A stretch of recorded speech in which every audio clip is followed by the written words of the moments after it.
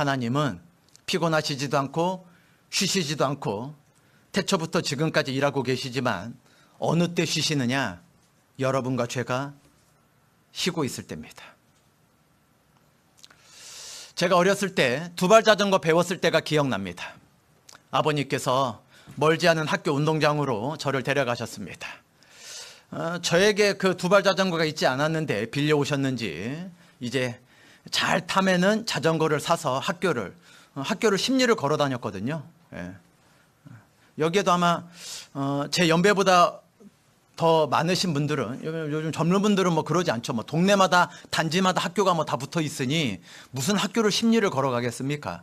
그러나 저 때만 해도, 그리고 제 윗 선배 때만 해도 뭐 십리에 가는 거 뭐 멀리 간다 생각하는 거 아닙니다. 당연히 그렇게 다니는 겁니다. 학교 흔치 않았기 때문에 오전반 오후반 이렇게 다녔습니다. 예. 그 학교 다니기 힘들으니까 자전거를 사주실 요량이었는지 자전거를 이제 타야지 사주실 거 아니겠습니까? 저를 데리고 운동장에 가셨습니다. 그 제가 다니는 학교 말고 그 특수학교 아이들, 이렇게 농아인들 다니는 학교가 집 근처에 따로 있었는데 그건 일반 학생들 다니는 곳 아닙니다. 그곳에서 이제 운동장에서 아버지께서 저를 자전거를 알려주는데, 제가 세발 자전거 어렸을 때 타고 좀 더 컸을 때 친구들 네발 자전거 뒷바퀴 옆에 조그만 보조바퀴 2개가 달려있는 겁니다. 넘어지지 않으니까 친구가 그거 탈 때 참 부러웠습니다. 저희 집엔 없는데 그 친구는 있었거든요. 그거 빌려 타려고 하는데 뭐 잘 빌려줘야 말이죠. 자기 타기도 바쁜데. 그때 놀이기구가 많이 없었지 않습니까? 뭐 텔레비전이 있었습니까? 뭐 컴퓨터가 있었겠습니까? 근데 그 네발 자전거는 어렵지 않게 탔는데 그 보조바퀴가 빠져있는 두발 자전거 타라 그러니까 막 겁이 나는 겁니다. 뭐 넘어지면은 팔 까지고 팔꿈치 까지고 무릎 까질 수 있으니까요. 그리고 아버지가 엄하니까 혼날 것 같기도 하고, 하여튼 타려고 하는데 다 커서 보니까 그 두발 자전거 타는 게 신앙생활과 왜 이렇게 비슷한지 모르겠습니다. 처음 두발 자전거 탈 때요, 아버지께서는 뒤에서 앞을 보라 그러는데 저는 자꾸 땅바닥만 보는 거예요. 앞바퀴. 뭐 돌뿌리에 걸리면 넘어질까봐. 조그만 돌에만 걸려도 넘어질 것 같잖아요. 참 신앙생활이 그런 것 같습니다. 주님은 위로 바라보라 그랬는데 우린 자꾸 땅만 쳐다보고 사는 겁니다. 눈에 보이는 거 없으면 어떻게 될까봐. 조금만 어려움 찾아오면 자빠질까봐. 자전거 타는 거랑 너무나 비슷한 것 같습니다. 하여간 아버지께서는 자꾸 앞을 가야 될 때를 바라보라 그랬습니다. 우리가 가야 할 천국 바라보고 우리가 영원히 살아가야 할 곳 그거 바라볼 때 이 세상 욕심 이겨낼 수 있을 텐데, 가야 할 곳 바라보진 않고 자꾸 땅만 쳐다보고 있으니 비틀비틀 거리는 겁니다. 왜? 그거 돌뿌리만 피해가야지 안 넘어간다 생각하니까요. 초보 운전일 때에는 핸들을 바짝 당겨놓고 막 핸들을 막 오른쪽 차선 왼쪽 차선 막 밟지 않으려고 가운데로 가려고 핸들을 막 계속 움직입니다. 막 뒤에서 보면은 과장되게 표현하면 뱀꼬리 흔들리듯이 막 흔들리고 가요. 초보 운전자들은 막 계속 움직이면서 가니까. 그런데 여러분들 운전 능숙하게 하시면 핸들 자꾸 차선 가운데 맞추려고 합니까? 내가 가야 할 곳 바라보면 저절로 맞춰집니까? 어느 누가 핸들을 맞추려고 합니까? 내가 가야 할 길을 바라보고 있으면 핸들을 내가 지금 오른쪽으로 하냐 왼쪽으로 하냐 신경 안 쓰는데 차가 반듯하게 갑니다. 흔들리지 않고. 가야 할 곳을 바라봐야 됩니다.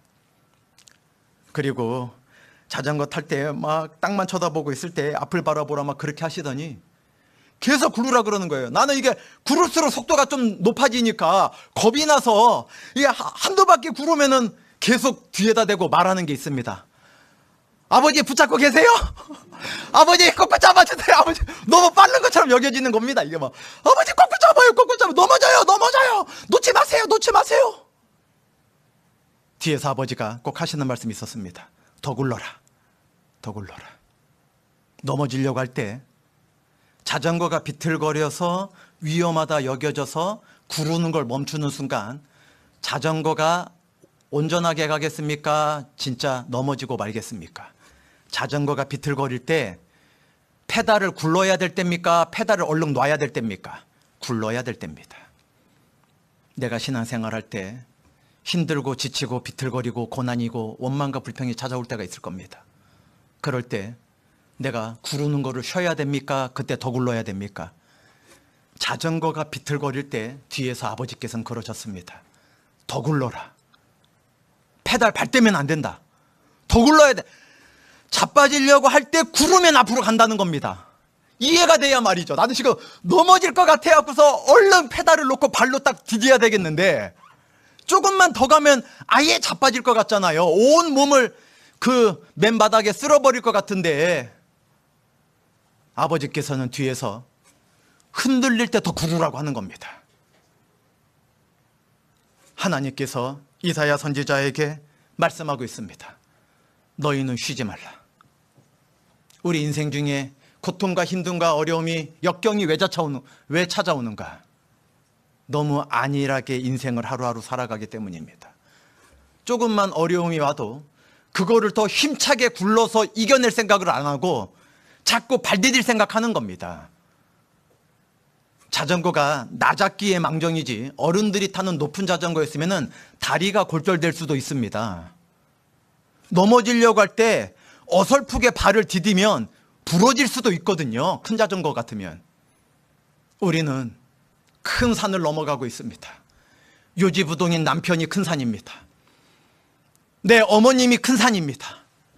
내 형제지간, 남매지간이 큰 산입니다. 내 말을 잘 들었던 자녀가 이제 어느 정도 머리가 굵었다고 나에게 큰 산이 돼 있습니다. 요지부동이란 뜻입니다. 아무리 울어봐도, 아무리 권해봐도, 아무리 사랑을 나타내봐도 그 생각 고집에 요지부동 내 말 들어주지 않습니다. 우리가 너무나 힘겨운 산을 걸어가고 있는데 자꾸 디딜 생각만 하는 겁니다. 힘든 문제일수록 굴러야 될 때가 있거든요. 하나님께서 너희는 쉬지 말며 그로 쉬지 못하시게 하라.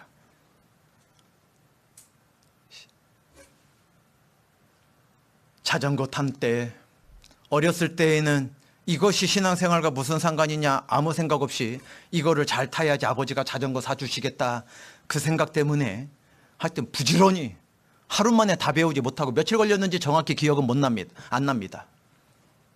그런데 아버님만 집에 계시면 아버지 저 오늘도 자전거 가르쳐 주시면 안 돼요? 왜? 빨리 배워야 사줄 것 같으니까요. 한 번 탄다고 바로 타야 말이죠. 운전도 장롱면허 갖고 계시다가 연수 받는다고 연수 받은 첫날 시내 쌩쌩 달릴 수 없지 않습니까? 연수 일주일 받았다고 고속도로 올라가서 100km 못 달립니다. 너무나 무서워서. 우리는 학교 앞에 30km 속도 제한 걸리면 너무나 제한이 많구나, 어린아이 생명 생각 안 하고 야 30km를 왜 이렇게 천천히 가게 만들어놨나 그랬는데 초보 운전일 때는요 30km면요 너무나 빠르다고 생각했을 겁니다. 에? 우리가 자전거 처음 배울 때 생각해 보니까 그때는 이것이 신앙생활과 내 남겨진 어른된 삶에 아무 상관없을 거다. 그저 학교를 편하게 다닐 수 있다 이 생각 하나뿐이었는데 장성해서 자동차를 타지 이제 자전거를 잘 타지 않는 나이가 되었지만 처음 자전거 배웠을 때 생각해 보니까 아무리 생각해 봐도 이게 신앙생활과 비슷한 겁니다. 내가 구르는 걸 쉬려고 하는 순간 안전하기는커녕 더 위험해집니다. 넘어지거든요.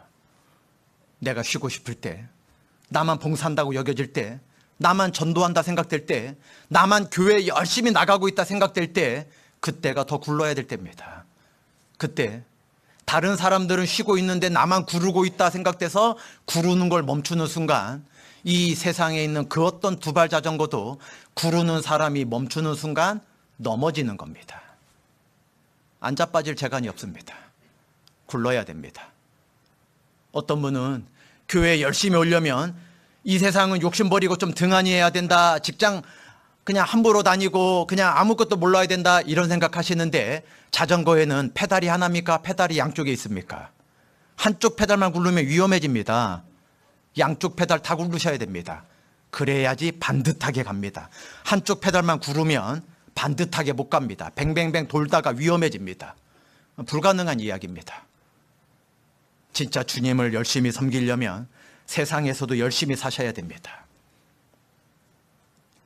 눈에 보이는 것도 열심히 하지 않는데 어떻게 보이지 않는 걸 열심히 할 수 있겠습니까? 눈에 보이는 남편도 공경하지 않는데 어떻게 남편 대신 주님을 공경할 수 있겠습니까? 부모님을 눈에 매일매일 보는데에도 대들고 공경하지 않는데 보이지 않는 아버지 되신 하나님을 어떻게 공경할 수 있겠습니까? 말이 안 되는 이야기입니다. 자전거는 두 페달을 굴러야 반듯하게 목적지로 향할 수 있습니다. 우리가 이 페달을 멈추는 순간 이 세상 땅에 자빠질 수밖에 없습니다. 우리가 더딜지라도 쉬지 않고 나아가야 됩니다.